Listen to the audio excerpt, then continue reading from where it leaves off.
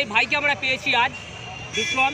ইনি একজন প্রতিবন্ধী, এনার একটি চ্যানেলও রয়েছে, YouTube channel it's Vikram lifestyle. ইনি সম্ভবত ব্লগিং, ডেলি আপডেট দেন, দৈনন্দিন জীবনযাত্রা ইনি তুলে ধরেন।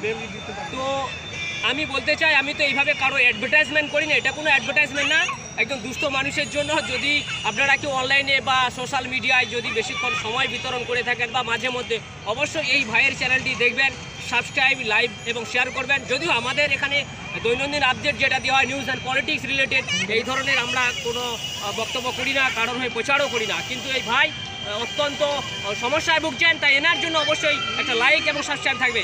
নমস্কার, নজর রাখবেন পশ্চিমবঙ্গ টিভিতে। হাই গাইস, হ্যালো বন্ধুরা, সবাই ভালো থাকবেন। শুনলাম তুমি নাকি একটা ইউটিউব চ্যানেলও খুলেছো?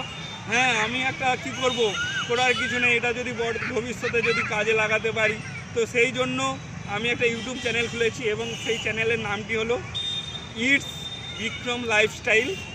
এই channel ITZ space BIKRAM space LIFESTYLE lifestyle, পুরো হলো বিক্রম লাইফস্টাইল। যারা দর্শক, পশ্চিমবঙ্গ টিভির যারা দর্শক রয়েছে, যারা হয়তো ইউটিউবের যারা ভিউয়ার, তাদের উদ্দেশ্যে কী বলবে তোমার চ্যানেল দেখার জন্য?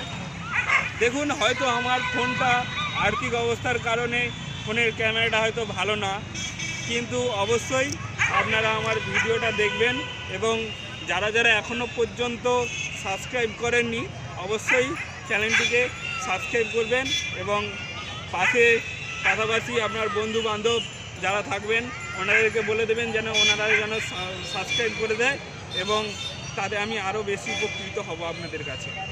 হাই গাইস, হ্যালো বন্ধুরা, সবাই ভালো থাকবেন, নমস্কার।